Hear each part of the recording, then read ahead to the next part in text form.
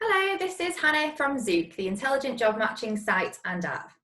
Today I am delighted to be joined by Jonathan Darke, Principal Director of TP Bennett, one of the UK's leading architecture firms, renowned for its innovative work in public and private sectors. Thank you very much for taking part in this interview, Jonathan. No problem. Delighted.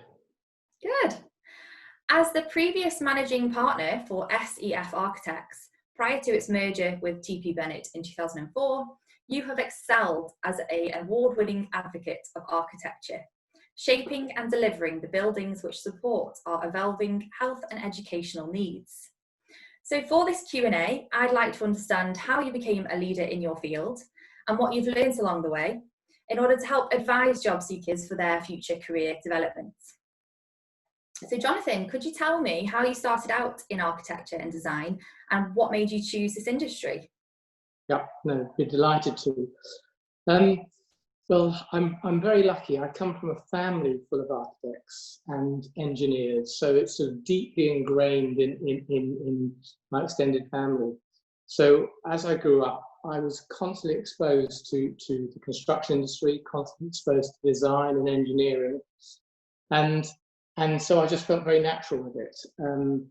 I did have periods where I tried to work against that, but I realized that there must be something in my DNA, something in my family's genes that attracted us all to this sort of industry. So, and I realized we all had a kind of innate aptitude for this work. So, after the usual rebellious teenager bit, I then relaxed into it and realized that I just go with what I'm good at and what's naturally in me. And so started to get involved in architecture, and I've never looked back. I've realized that I am part of my family. I naturally have an aptitude for this sort of work and enjoy it. Okay, great. And what has your biggest challenge been? The biggest challenge, I think, is with any career in industry is continuity of employment. That people's needs change, industries' needs change, society's needs change, and so industry and employment is in constant change, and you need to go through that and understand that. I think this idea that you get a job for life is not now at all, and so flexibility and the biggest challenge is being to train myself, be flexible and go with the changes. Okay. What has your proudest achievement been? The proudest achievement, I think, is well, we were very lucky to do some fantastic health infrastructure work in Africa. And the WHO, which is the World Health Organization, went and visited a couple of our hospitals. And the biggest accolade we got was when they said that these hospitals are absolutely the right hospitals for Africa. And they put up on their website that a picture of our hospital, and that was the greatest achievement for me. Is that it's not just another architect saying it's great; it's the World Health Organization saying that we did something useful. Brilliant. If you could start over, would you do anything differently? It's really difficult to answer that one, and I think it's mainly because of designers and architects and their approach to life. They're problem solvers. So when something comes up to them, they're constantly thinking about how to solve that problem. They don't think about, oh, what would I do differently? They just think how to go forward and how to solve problems. So you rarely look back and think, would I do something differently? You're always looking to solve a problem and making the best of the situation you're in, basically. Mm-hmm. Have you experienced any failures throughout your career? And if so, what have you learned from them? Yes, constant failures. You're always experiencing failures. You wouldn't be human unless you failed. I think the most important thing in that is to recognise failure is part of learning. And if you don't think you fail, then you're not learning. And that it's also using that failure to sort of to ensure that that's part of your decision making going forward. It gives you an element of doubt and questioning, and that element of doubt and questioning is really important. You end up with a much more balanced decisions if you recognise that you've made failures as well as successes. What is the best investment that you have made? Best investment.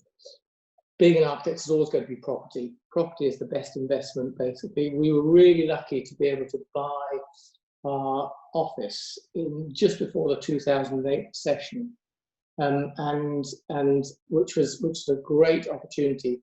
The problem is that after 2 months of buying it, we had a recession, and the property was worth a lot less than we bought it for.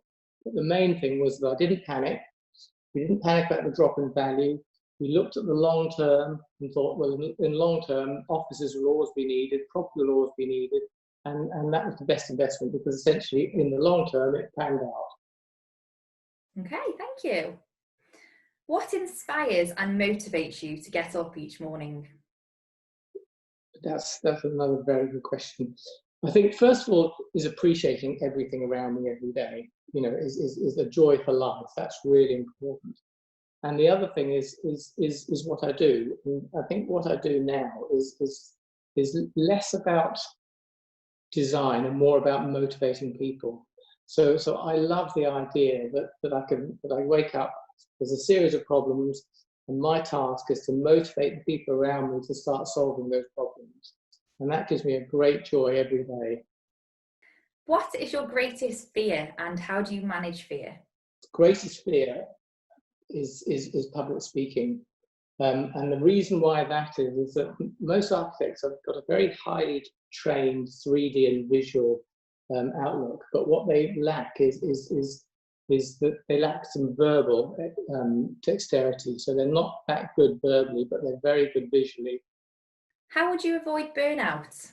Very simple. Don't take yourself too seriously. Don't take what you do too seriously all the time.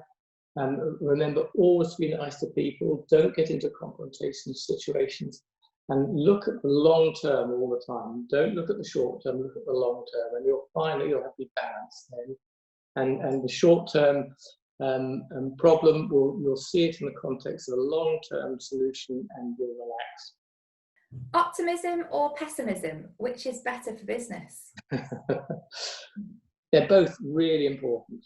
They're both really important. One is useless without the other, basically, because you need to balance both your optimism and your pessimism to make sure you get the right decision. And if you're not doing that, then you know something's gone wrong. What would you say makes a good fit for somebody looking to work in the architecture industry? So really good fit. Well, it's a very kind of problem-solving industry. So you need to be very pragmatic. You need to be down to earth. You need to have a lot of 3D awareness. Everybody thinks of problems in 3D, not just in 2D, not verbally. So visually aware is very good. And most important in any job, but especially in construction, is you meet people from all sorts of walks of life. So you need to get on with people. You need to get on with them at all levels. And finally, which is really important, and again this applies to all jobs, is flexibility. If you're flexible and you listen, you'll go far.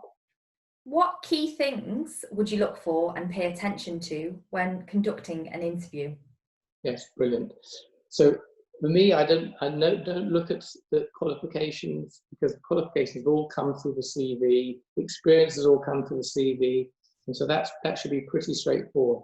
So in an interview, I'm looking for the person. I'm looking at the person, and I like people who feel comfortable and natural in their own skin. That they're confident without any too much bravado, and they're also have an understanding about other people's points of view. That they don't feel that they're always right. Again, it's about that balance. But most of all, it's people that are comfortable and natural. You'll go a long way if people see your character and they know that's your character. What top tips would you give somebody looking to be successful in your industry? Learn how to get on with people. That's really important. And differing people from all sorts of stratas of life. Communicating, learning how to be really comfortable about communicating. Because you'll have some complicated ideas and you need to communicate those, and the more relaxed you are about communicating, the better. It's really important you don't oversell. Understand other people's point of view. It's important to listen as well as talk, because you'll get a much better understanding of what's needed. Have an analytical approach to everything. And very important, I think, with any job is to understand what the underlying overall objectives of a project are or client requirements are. Because often what's said on the surface isn't really what's needed. What's needed is hidden underneath there, and it's that understanding to be able to respond to those big, wider drivers of projects and clients' needs. It's important. What are the biggest challenges facing job seekers today in the architecture and design industry? With architecture, construction is at the mercy of the economy. It's the first thing to start when the economy picks up, and it's the first thing to go when the economy crashes. So the biggest challenge is riding out the cyclical nature of the economy and how it affects construction. And the thing we've done in my business is diversify. Is that we diversify our market, we diversify our sectors. So we work globally rather than just in one country, and we work in lots of different sectors, so we can ride different economic cycles at different times. Mm-hmm. What short and long-term changes do you envisage as a result of coronavirus, both to the architecture industry and the wider economy? Fundamentally, we're always going to need buildings, so you needn't worry about that. We always need to find somewhere to live, somewhere to sort of do our sports in, somewhere to do our work in. But they'll be changing, and the biggest change at the moment is like this interview here, is that people realise that they can be much more flexible about their working environment. They needn't go to an office to do quite a majority of what they do.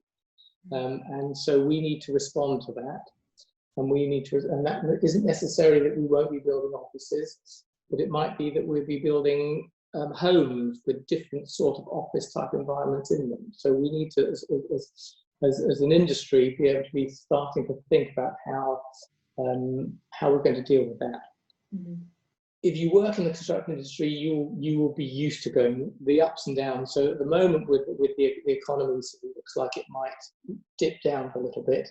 I think if you're going into construction, you'll know how to ride that out. And as I said, to ride that out is to diversify, really. How has coronavirus affected the job market in the architecture industry in terms of hiring and candidate demand? It's too early to say at this moment in time. Because at the moment, in my business, we've made 30% of the firm been put on furlough, and that means that quite a few of our projects have been put on hold. The really interesting thing will be what's going to pan out in the next 6 months, whether that hold means stop or whether it means actually hold and things are going to pick up again. So we're busy trying to respond to that at the moment. What future design trends may occur following the coronavirus pandemic? Well, at the moment, we're all thinking about what do we do with the big, large offices with no being at the moment. Will we need to go back to those big, large offices? I think most people think to some extent yes, but not all the time. And that stuff is going to have a really big effect on our cities and our workplace. And that's not necessarily a negative effect, because I think it will mean that we need to enhance where we're going to do work for the majority of the time. And that, as I said, that might be our homes, that might be other sort of hubs elsewhere, nearer home. It's exciting times actually to think about that, because these thoughts haven't just happened through coronavirus. We've been thinking about that for a long time. All coronavirus has done is spur us to think about this in a much faster way. Okay. And the last question, what are your thoughts on how to keep people motivated long term if they are remote working? Lots and lots and lots of regular contact. That's really important. I think working from home, one of the biggest issues there is isolation, how to stop that isolation. And the other big issue is how to stop yourself from working 24 hours a day, because you can, basically. There's no sort of, the office doesn't close, so you carry on. Yeah. So I think it's really important to have lots of regular contact, encourage people to sort of to take downtime, encourage people to take lots of team building initiatives, which have got nothing to do with work. They're much more to do with social side of things and team building side of things. And in fact, the majority of my time at the moment is on non-work things, is team building and socialized things online to make sure people are happy, they're not becoming isolated, they feel they're involved with something, they feel they're helping building the brand, not just their own sort of small part in something. So it's keeping contact basically. Yeah. Okay. Thank you very much. That was really interesting. Thank you. Good. Well, I hope it's helpful.